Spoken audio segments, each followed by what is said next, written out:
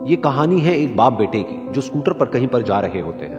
तभी जो बाप होता है उसकी नजर पड़ती है रोड के साइड में कुछ लड़कों के ऊपर जो कि कीचड़ में कुछ ढूंढ रहे होते हैं। तो अपना स्कूटर वहां पर रोकते हैं और जाकर के उनसे पूछते हैं कि बेटे क्या ढूंढ रहे हो यहाँ पर। तो उनमें से एक बोलता है कि आपको दिख नहीं रहा है कि ये सामने सोने का फल है, हम उसको पाने की कोशिश कर रहे हैं। उसकी ये बात सुनते ही पिता का ध्यान जाता है उस सोने की फल की तरफ जो चमक रहा होता है। फिर उनके माइंड में कुछ इमेजिनेशंस बनने लग जाती हैं कि काश ये जो फल है ये मेरे बेटे के पास में आ जाए तो ना सिर्फ उसकी बल्कि मेरी भी जिंदगी बदल जाएगी।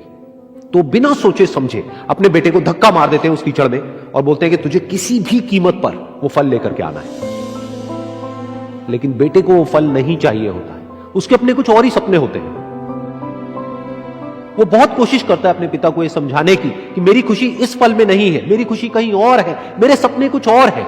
लेकिन उसके पिता उसकी एक नहीं सुनते हैं। वो उसको धक्का मारते हैं उस कीचड़ में और बोलते हैं कि मैं तुझसे पूछ नहीं रहा हूं, तुझे बता रहा हूं कि तुझे वो लेकर के आना है। तो वो बेटा भी अपने बाप के सपने को सच करने के लिए अपनी पूरी जान लगा देता है और पूरी कोशिश करता है कि किसी तरीके से उस सोने का फल उसके हाथ में आ जाए। लेकिन जैसे जैसे वो हाथ पैर मारता है उस फल को पकड़ने के लिए, वो और नीचे धंसने लग जाता है और फिर जाकर के उसको समझ आता है कि ये कीचड़ नहीं है, ये दलदल है। वो चीखता है, चिल्लाता है, अपने पिता को आवाज लगाता है, लेकिन उसके पिता उसकी एक नहीं सुनते। बोलते हैं कि बहाने मत बना, और भी लोग हैं वहां पर जो कर रहे हैं, तो जब वो कर सकते हैं तो तू क्यों नहीं कर सकता।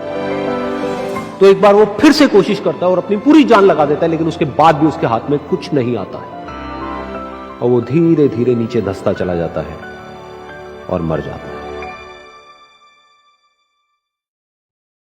तब जाकर के उसके पिता को एहसास होता है कि उससे कितनी बड़ी गलती हो गई।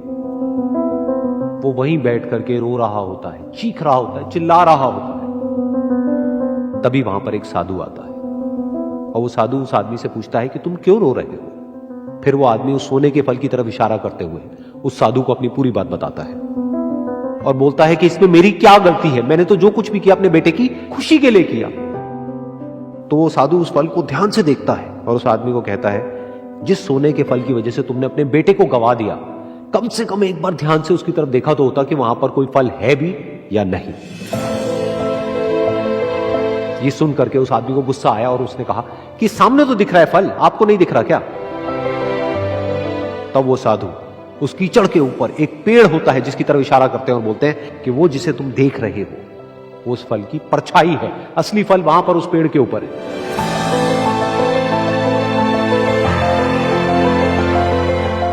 फिर वो साधु उस आदमी को बोला कि अपने बेटे को जबरदस्ती धक्का देने की बजाय और उसको बताने की बजाय कि तेरी खुशी किसमें है, अगर तुमने उससे पूछा होता कि बेटा तू बता तू क्या करना चाहता है और तेरी खुशी किसमें है, तो ना सिर्फ तुम्हारा बेटा जिंदा होता बल्कि हो सकता है कि उसके हाथ में वो असली सोने का फल भी होता।